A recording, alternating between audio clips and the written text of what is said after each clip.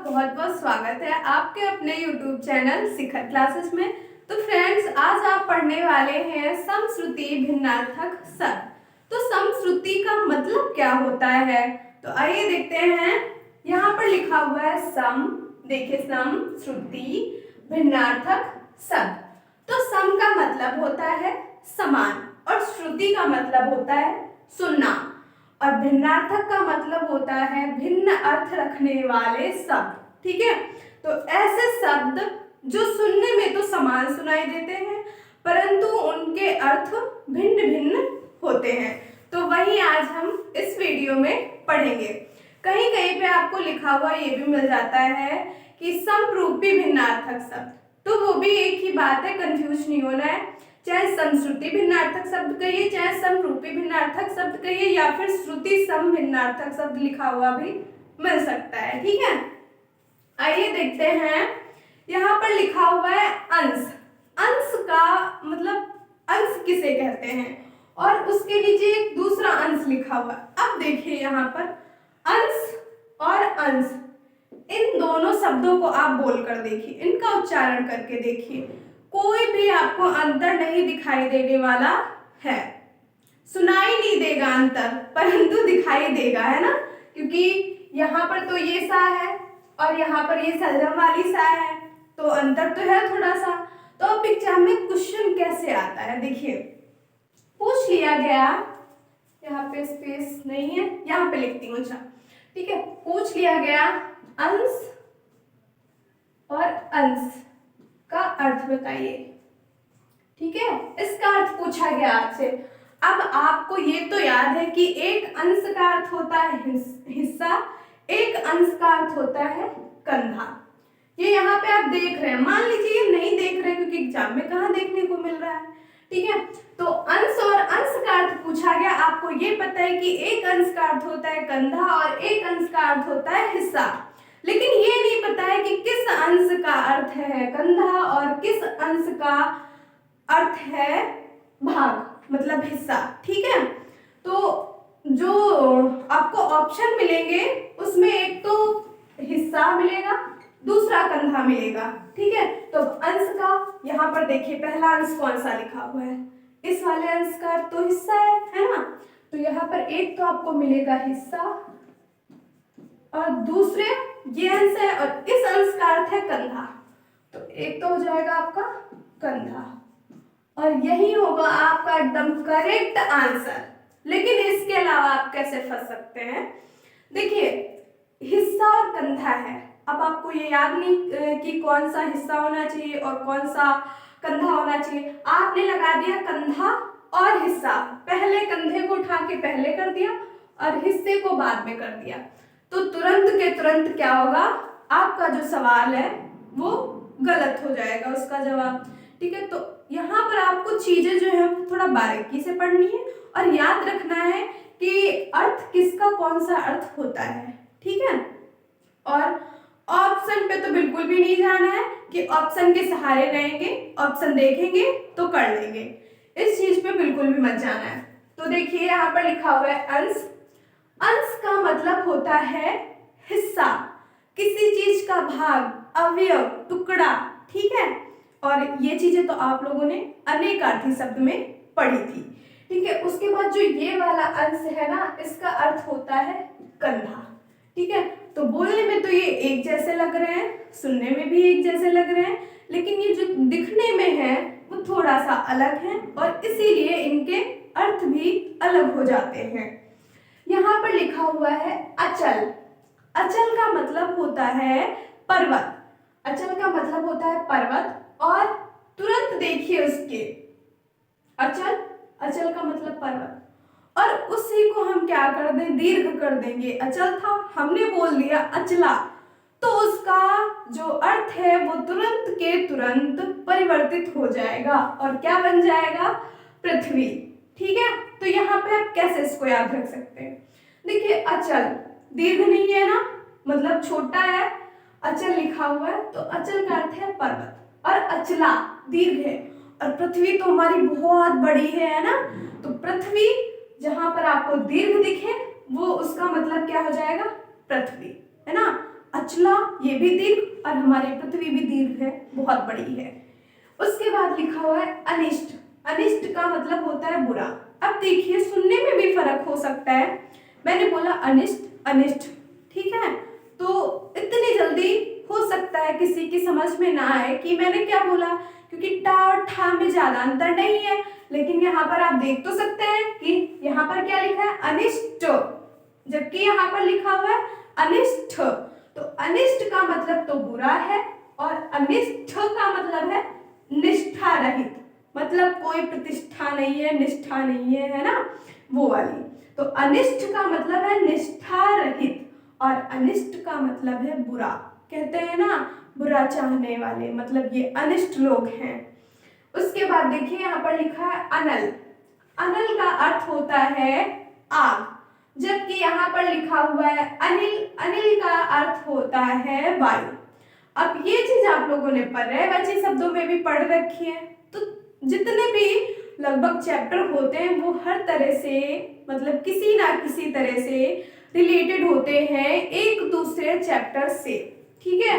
जैसे यहाँ पर आप देख सकते हैं कि ये चीजें आप लोगों ने पर्यायवाची में पढ़ रखी है, कुछ तो अनेकार्थी में पढ़ रखी है, लेकिन यहाँ पर भी मिल रही है।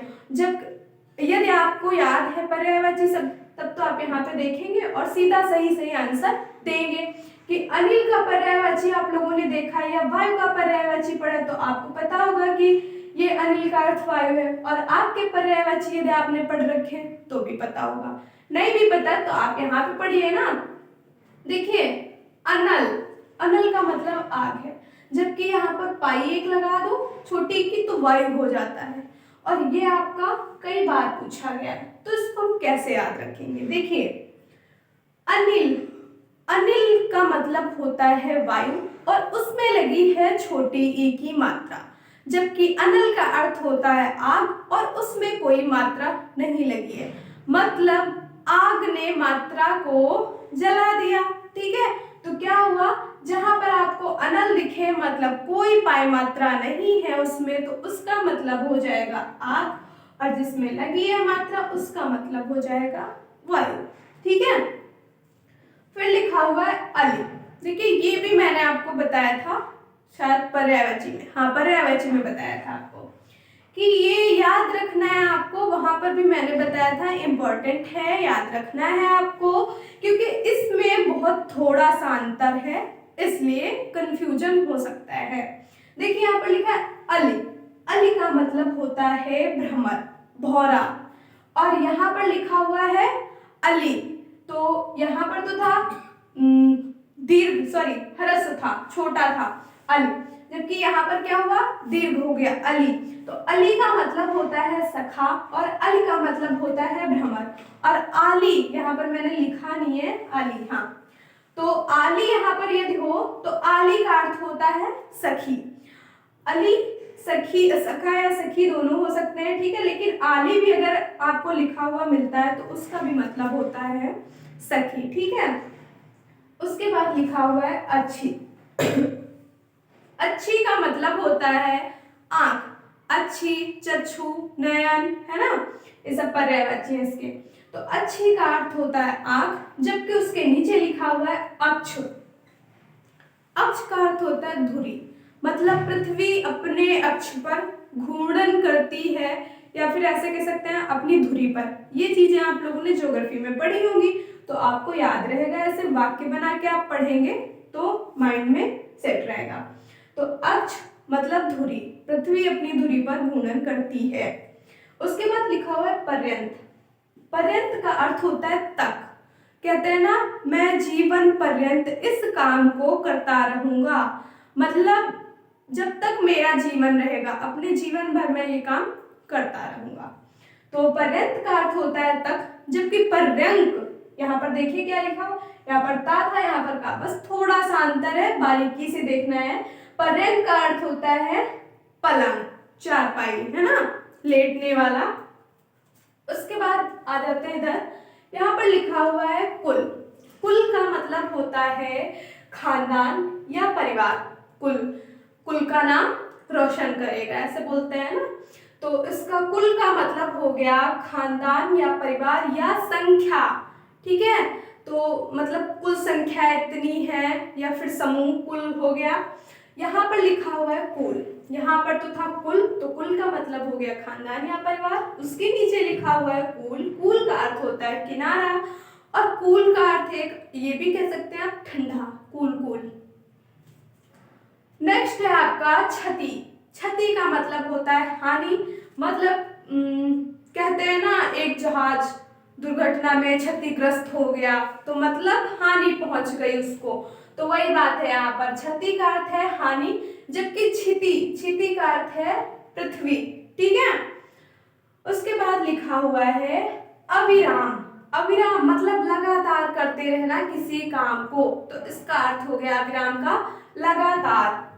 नेक्स्ट है अभिराम। अभिराम का अर्थ हो गया सुंदर। देखिए यहाँ पर तो अभि था, जबकि यहाँ पर अब था, तो कंफ्यूज बिल्कुल भी नहीं होता। अविराम, एक एक वर्ड को ध्यान से देखना है, कैसे याद रहेगा आपको। आ अलग कर लीजिए, विराम अलग कर लीजिए।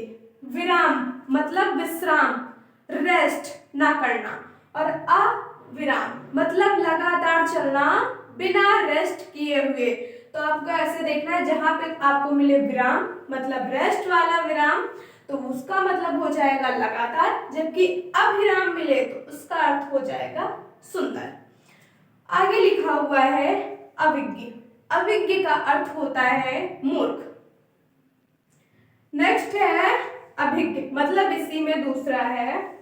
अभिज्ञ का अर्थ तो हो गया मूर्ख, और जबकि अभिज्ञ का अर्थ हो गया विद्वान। ये आपका देखिए एक यहाँ पर विलोम भी बन गया, और समश्रुति शब्द भी आप लोगों ने पढ़ लिए है ना, पर्यायवाची में भी आ जाएगा ये। अभिज्ञ का अर्थ मूर्ख, अभिज्ञ का अर्थ विद्वान। प्रमाण, ये आपको याद रखना है जरूर। प्रमाण का अर्थ होता है सबूत, साक्ष्य इकट्ठे करना है ना, किसी के मतलब किसी ने बुरा काम किया है तो उसके लिए साक्ष्य इकट्ठे करने की, ये कैदी है, इसको जेल के अंदर रहना चाहिए, इसको तो हम सजा दिलवा के रहेंगे, तो उसके लिए क्या करना पड़ेगा, साक्ष्य इकट्ठे करने पड़ेंगे, सबूत इकट्ठे करने पड़ेंगे, है ना।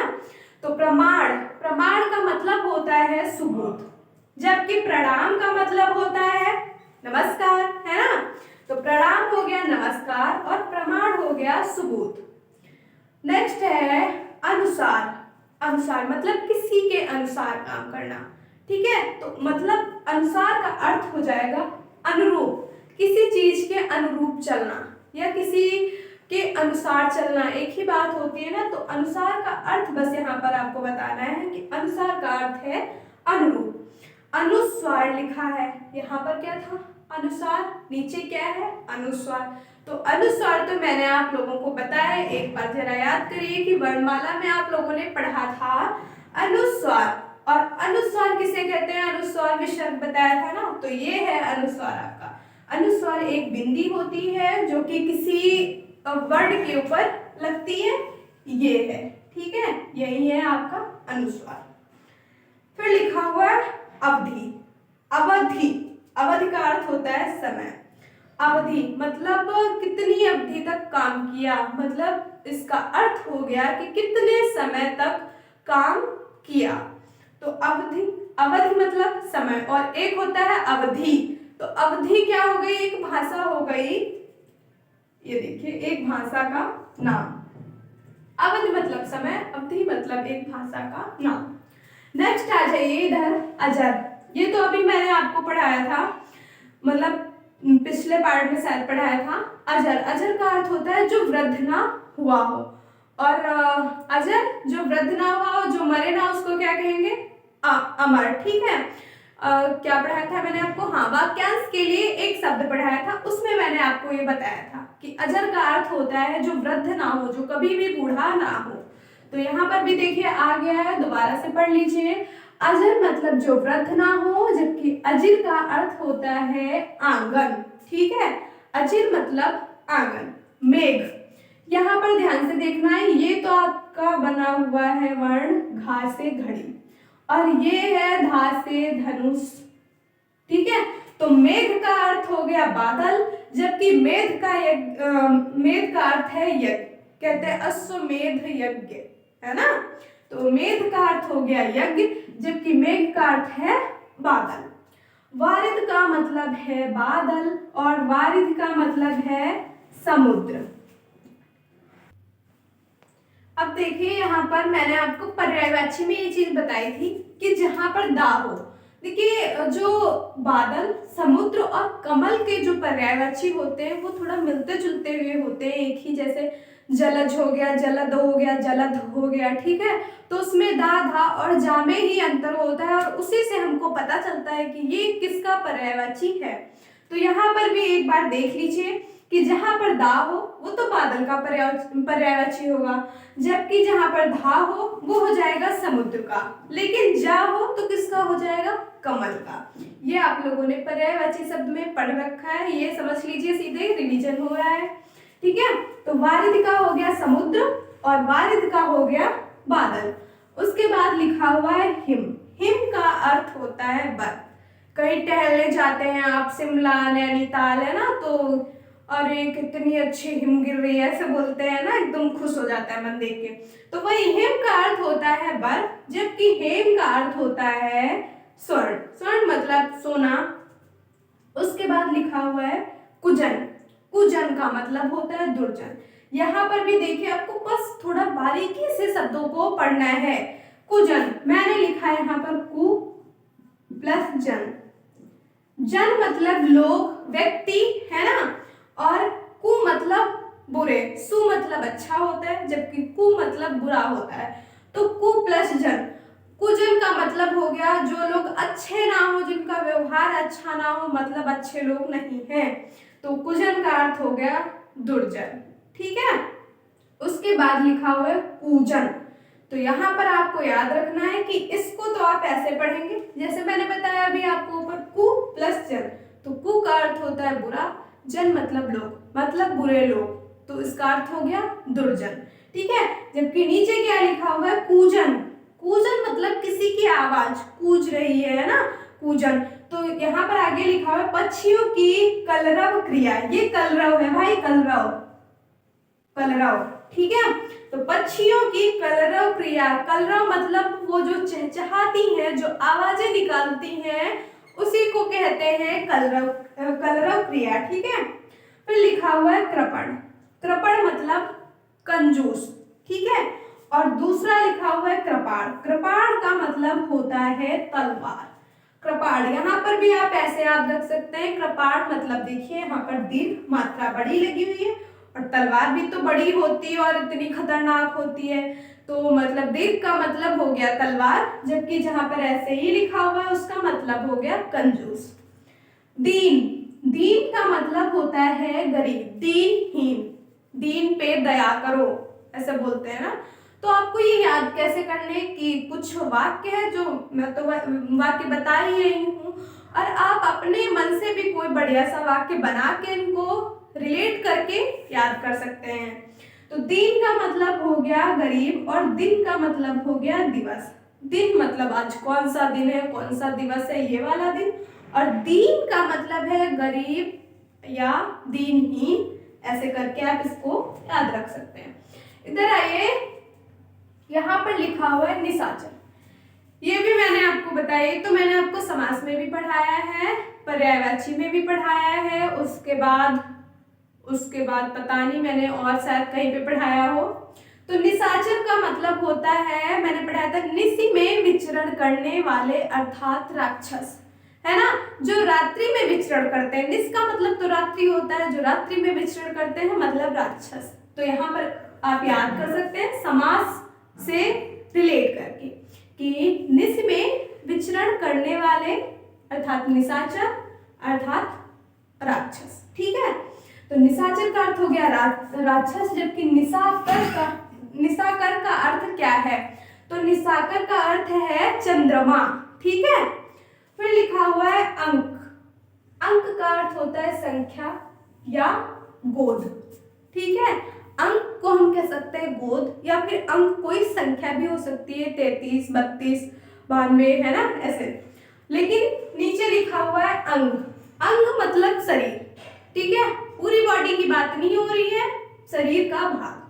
शरीर का कोई भाग है, मैंने बोल दिया ये मेरी एक उंगली है, तो इसको हम क्या बोलेंगे? अंग। इस शरीर का कोई अंग है, मतलब ये शरीर का एक भाग है, एक टुकड़ा है, या मैंने यहाँ से बोल दिया हाँ, तो ये क्या है? शरीर का एक टुकड़ा है, एक भाग है। उसके बाद लिखा हुआ है तुरंग। ये भी मैंने आपको पढ़ाया है पर्यायवाची में, और मैंने पढ़ाया शायद अनेकार्थी में, शायद ना भी पढ़ाया हुआ अनेकार्थी में, फिलहाल मैंने आपको पर्यायवाची में ये पढ़ाया है। तो तुरंग का अर्थ होता है घोड़ा। ये पर्यायवाची में आप लोगों ने पढ़ा था। तुरंग का मतलब जो तुरंग के पर्यायवाची होते हैं, या फिर घोड़ा के जो पर्यायवाची होते हैं, अश्व, घोटक है, बाज, है ना। तो ये सब किसके पर्यायवाची हैं? घोड़ा के हैं। और यहाँ पर तो पर्यायवाची सीधा लिखा है, बस अर्थ पूछ रहा है तो आपको बताना है। तुरंग का अर्थ हो गया घोड़ा, जबकि तरंग का अर्थ हो गया तरंग। तरंगे उठ रही हैं, वाह, समुद्र में कितनी अच्छी तरंगे उठ रही हैं, ऐसे ऐसे जा रही हैं। तो तरंग का अर्थ हो गया उर्मी या लहर। ठीक है। उसके बाद लिखा हुआ है पवन और पावन। पवन का अर्थ तो होता है पछुआ पवन चल रही है, ऐसा बोलते हैं ना, पछुआ पवन। आज देखिए पछुआ पवन चल रही है, तो पछुआ पवन मतलब पछुआ हवा चल रही है जो पश्चिम से चलती है। उसके बाद लिखा हुआ है पावन। पावन का अर्थ होता है पवित्र। बहुत ही पावन नदी है गंगा, है ना। गंगा बहुत ही पावन नदी है। तो पावन का अर्थ हो गया पवित्र, और पवन का अर्थ हो गया हवा। उसके बाद लिखा हुआ है कपट। कपट का अर्थ होता है धोखा, किसी के साथ कपट करना, छल करना, मतलब किसी को धोखा देना। उसके बाद लिखा हुआ है, इसी में है ये, कपाट का अर्थ होता है दरवाजा। कपाट बंद कर दो, है ना, कपाट बंद कर दो। तो कपाट का अर्थ होता है दरवाजा, जबकि कपट का अर्थ होता है धोखा। स्त्री का अर्थ होता है, देखिए यहाँ पर आप लिखा ना देखिए, पढ़िए, दोनों शब्द पढ़िए, बस लिखने पे मत जाइए, पढ़ के देखिए एक बार। स्त्री, और नीचे वाला भी पढ़िए जरा, तो उसका भी अर्थ क्या होगा? स्त्री, है ना। तो हम बोलते तो दोनों को ही स्त्री है, पर जो लिखने में है वो थोड़ा सा अलग हो जाता है। यहाँ पर छोटी ई और आधा सा है और त्री, जबकि यहाँ पर केवल आधा सा और त्री है। तो इस वाले स्त्री का अर्थ होता है जिसमें ई लगा हुआ आगे है, उसका अर्थ होता है प्रेस। प्रेस का मतलब जो कपड़ों पर की जाती है सिमटे मिटाने के लिए, है ना। तो प्रेस का अर्थ हो गया कपड़ों, मतलब प्रेस किसे कहते हैं? कपड़ों पर जो की जाती है उसको प्रेस कहते हैं। और स्त्री का अर्थ यही होता है प्रेस, जबकि स्त्री का अर्थ होता है औरत, नारी, अबला, है ना। फिर लिखा हुआ है सर। सर का अर्थ होता है तालाब। और यहाँ पर भी देखिए, यहाँ मैंने कहीं लिखा, यहाँ पर देखिए, यहाँ पर मैंने बताया था बस सा में अंतर है, बाकी जो जैसा है वैसा तो है ही, है ना। तो यहाँ पर देखिए, एक तो सलजम वाली सा है और एक ही वाली सा है सपेरे वाली, तो बस सा में अंतर है, बाकी अंश और अंश कोई अंतर नहीं है ना। लेकिन सा में ही अंतर होने से अर्थ जो है पूरा बदल जाता है। इसका अर्थ हो गया था हिस्सा और इसका कंधा। वैसे यहाँ पर है, देखिए यहाँ पर है सपेरे वाला सा, जबकि यहाँ पर है सलजम वाला सा। तो जो ये ऊपर वाला सर है इसका अर्थ है तालाब। इसको आप याद कैसे रख सकते हैं दोनों को? देखिए बिना कंफ्यूजन के याद रखना है कि सर तालाब का पर्यायवाची क्या होता है? सरोवर, है ना। सरोवर कैसे लिखते हैं? ऐसे लिखते हैं ना,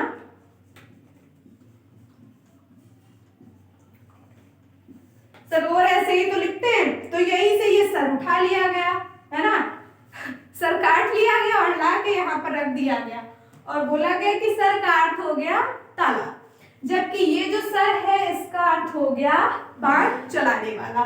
ठीक है। तो इस तरह से जो ये आपके थे क्या समश्रुति भिन्नार्थक शब्द, वो एक पार्ट तो कंप्लीट हो गया है। अब मिलते हैं नेक्स्ट वीडियो में, तब तक के लिए धन्यवाद। जय हिंद।